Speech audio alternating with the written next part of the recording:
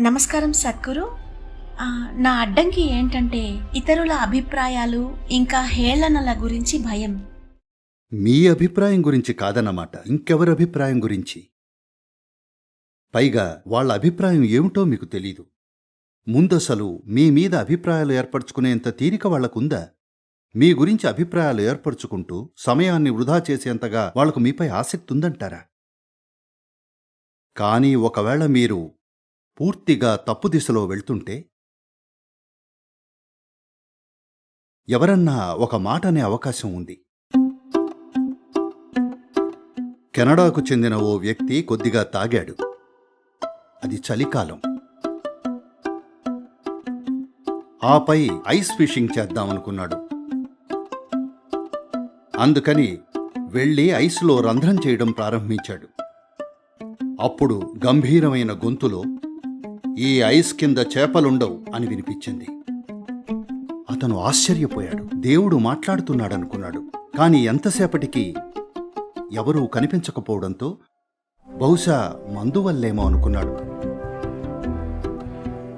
సరే, రంధ్రం చేయడం కొనసాగించాడు. మళ్లీ గంభీరమైన గొంతులో, "ఈ ఐస్ కింద చేపలుండవు" అని వినిపించింది.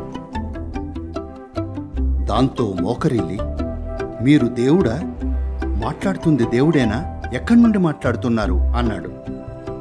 అప్పుడు జవాబు, "నేను ఐస్ రింక్ మేనేజర్ని" అని వచ్చింది.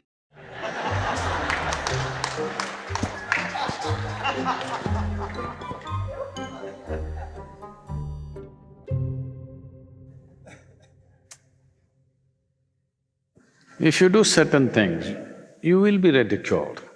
కొన్ని పనులు చేస్తే మీరు నవ్వుల పాలవుతారు. అయితే చాలా మటుకు ఎవరికీ అంత తీరిక లేదు.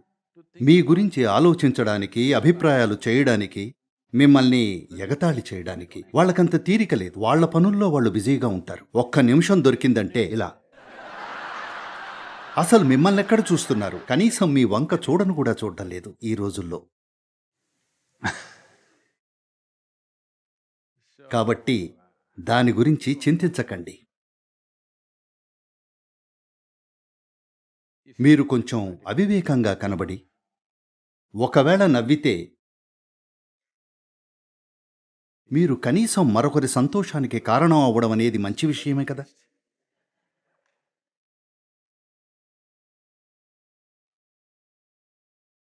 నేనంటున్నది అన్ని వేళలా నవ్వుల పాలు కమ్మని కాదు. కానీ ఎప్పుడూ ఒకసారి మూర్ఖపు పనులు చేయటం మానవ సహజమే. అవునా? మీరెప్పుడూ పూర్తిగా కరెక్టే. ఇది కొద్దిగా సమస్య. దానర్థం మీరు కరెక్ట్ అని కాదు. దానర్థం మీకు కొద్దిగా మతి తప్పిందని. అవును, నేనెప్పుడూ కరెక్టే అంటే మీరు కరెక్ట్గా ఉంటున్నారని కాదు, మీకు కొద్దిగా మతి తప్పిందని, చూడలేకపోతున్నారంతే. ఇలాంటప్పుడే మీరు నవ్వుల పాలవుతారు. నవ్వుల పాలవటం మీకు పర్లేదు అంటే అప్పుడు మిమ్మల్ని ఎంతో ఇష్టపడతారు. చాలామందికి మీపై ప్రేమ కలుగుతుంది మీ అవివేకాన్ని చూసి. నిజంగా వారికి మీరు ముద్దుగా అనిపిస్తారు.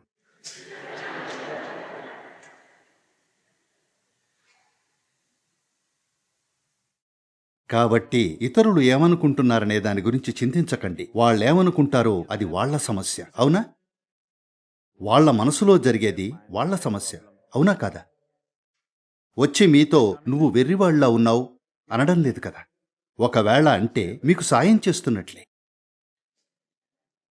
ఉదాహరణకి మీరు ఐస్ రింకులో చేపలు పట్టాలని చూస్తుంటే ఎవరో అక్కడ చేపలుండవని చెప్తే అది మంచి సలహానే. అవునా? వాళ్ళు మీతో అనడం లేదు. వాళ్ల మైండ్లో ఏం జరుగుతుందో మీకు తెలీదు. మరి ఎందుకు వాళ్ల ఆలోచనలు తెలుసుకోవాలనుకుంటున్నారు? మీరు చూడాల్సింది మీ మైండ్ ఎలా ఉంది అన్నదే. ఇతరుల మైండ్ ఎలా ఉంది, దానిలో ఏముంది అని చింతించకండి. అది లాభదాయకం కాదు. నన్ను నమ్మండి. ఇతరులేమనుకుంటారో ఆలోచించడం లాభదాయకం కాదు. దానివల్ల విలువైనదేదీ చేకూరదు. దాని బదులు మీ మైండ్ని ఏ విధంగా ఉంచుకోవాలి అనే దానిపై ధ్యాస పెడితే మీ జీవితం మెరుగవుతుంది. అలా కాక అతనేమనుకుంటున్నాడో ఆమెమనుకుంటుందో అని చింతిస్తూ ఉంటే మీకు పిచ్చెక్కుతుంది. ఎందుకంటే వాళ్ళేమనుకుంటున్నారో మీకు తెలియదు. అంతా ఊహాగానమే. నిత్యం ఇలా ఊహించుకుంటూ పోతే అది మీకు పిచ్చెక్కిస్తుంది, అవునా? కాబట్టి ఇప్పట్నుండి ఈ విధంగా చూడండి. ఏదైనా మీకు హాస్యాస్పదంగా అనిపిస్తే అది చేయకండి. అది విలువైందని అనిపిస్తే చేసేయండి, పర్వాలేదు. వేరే ఎవరికో అది హాస్యాస్పదంగా అనిపిస్తే అనిపించొచ్చు. నేను విశ్వంలో దేన్నైనా ఎగతాళి చేయగలను. దానర్థం నేను దానికి వ్యతిరేకమని కాదు. ఏడ్చే బదులు నవ్వుదాం ఆ మూర్ఖపు విషయాలను చూసి. ఇంకేం చేస్తాం, అవునా? అవునా? ఇది ఒక ఎంపిక. ప్రపంచంలోని ఎన్నో మూర్ఖపు విషయాలను చూసి వాటి గురించి ఏడవచ్చు, లేదా వాటిని చూసి నవ్వొచ్చు. దేన్నైనా ఫిక్స్ చేయగల సామర్థ్యం బాగుండేది మనం అన్నింటినీ ఫిక్స్ చేయగలమని కాదు. దేన్నైనా ఫిక్స్ చేయగల సామర్థ్యం బాగుండేది నవ్వుతూ ఉన్నప్పుడే, ఏడుస్తున్నప్పుడు కాదు, అవునా? కాబట్టి చింతించకండి. ఎవరైనా నవ్వితే వారితో పాటు మీరు కూడా నవ్వండి. మీరు స్నేహితులుగా మారతారు.